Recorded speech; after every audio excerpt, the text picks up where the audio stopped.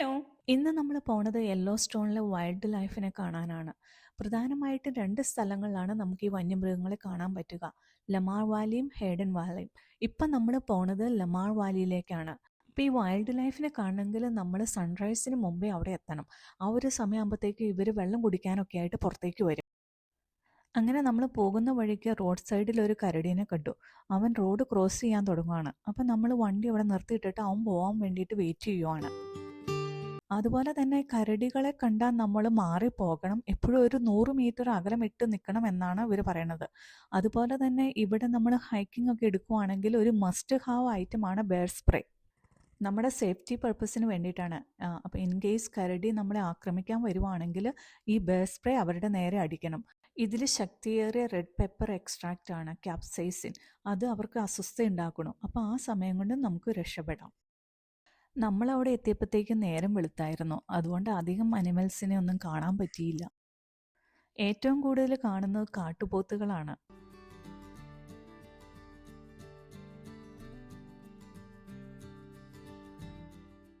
വേറെ ഏതെങ്കിലും മൃഗങ്ങളെ കാണാൻ പറ്റുമെന്ന് നോക്കിയിരിക്കുമ്പോഴാണ് ഇവനെ കണ്ടത്. ചെന്നായയാണ്.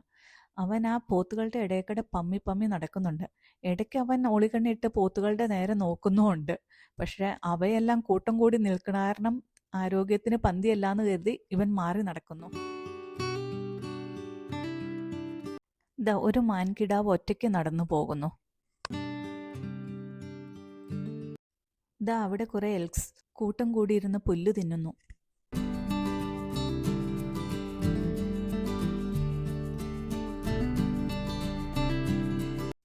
നമ്മുടെ അടുത്ത സ്റ്റോപ്പ് യെല്ലോ സ്റ്റോണിലെ ഏറ്റവും മനോഹരമായ സ്ഥലമാണ് grand canyon of the yellow stone.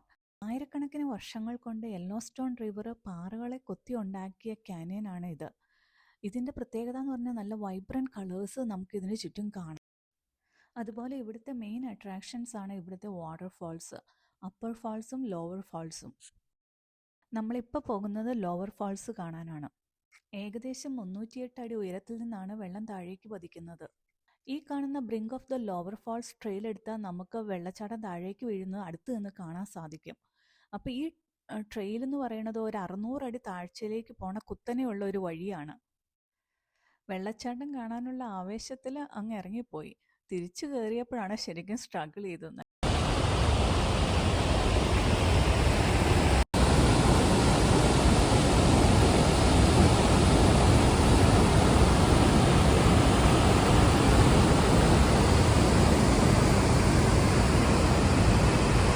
Waterfalls കാണേണ്ട പ്രധാന വ്യൂ പോയിന്റ്സ് ആണ് artist point, lookout points, inspiration points.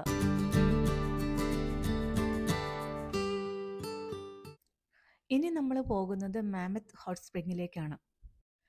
Terrace രൂപത്തിലുള്ള പാറക്കെട്ടുകളാണ് ഇവിടുത്തെ പ്രത്യേകത. ആയിരക്കണക്കിന് വർഷങ്ങളായിട്ട് ഈ ഹോട്ട് സ്പ്രിങ്ങിൽ നിന്ന് വരുന്ന ചൂടുവെള്ളം ചുണ്ണാമ്പ് കല്ല് പാളികളിലൂടെ ഒഴുകുമ്പം ഈ കാൽസ്യം കാർബണേറ്റ് പുറത്തേക്ക് തള്ളപ്പെടുന്നു. അപ്പം അതടിഞ്ഞുകൂടിയാണ് ഇതുപോലുള്ള പാറക്കെട്ടുകൾ രൂപപ്പെട്ടത്. ചൂടുവെള്ളത്തിൽ ജീവിക്കാൻ സാധിക്കുന്ന തെർമോഫിലിക് ബാക്ടീരിയാസ് കാരണമാണ് ഈ പാറക്കെട്ടുകൾക്ക് പല കളേഴ്സ് ലഭിച്ചിരിക്കുന്നത്. ഇവിടുത്തെ മെയിൻ അട്രാക്ഷൻസ് എന്ന് പറയുന്നത് lower terrace, upper terrace, Minerva terrace എന്നിവയാണ്. ഇവിടുത്തെ സർഫസ് നല്ല ചൂടുള്ളതാണ്. നമുക്ക് നടക്കാൻ പ്രത്യേകം ബോർഡ് വാക്സ് ഉണ്ട്. അതിലൂടെ മാത്രമേ നടക്കാൻ പാടുള്ളൂ.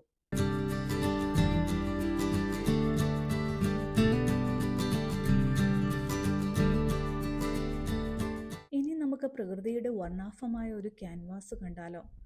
അതാണ് നമ്മുടെ അടുത്ത സ്റ്റോപ്പ്, ആർട്ടിസ്റ്റ് പെയിന്റ് പോട്ട്സ്. ഇവിടെ നമുക്ക് പലതരത്തിലുള്ള കളർഫുള്ളായ മഡ് പോട്ട്സും ഗീസേഴ്സും ഹോട്ട് സ്പ്രിങ്സും എല്ലാം കാണാം. ചിത്രകാരന്മാരുടെ പെയിന്റ് പാലറ്റ് പോലെ തോന്നിക്കുന്നത് കൊണ്ടാണ് ഇതിന് ഈ പേര് വന്നത്.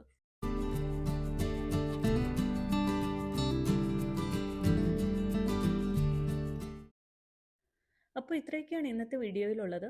Thanks for watching.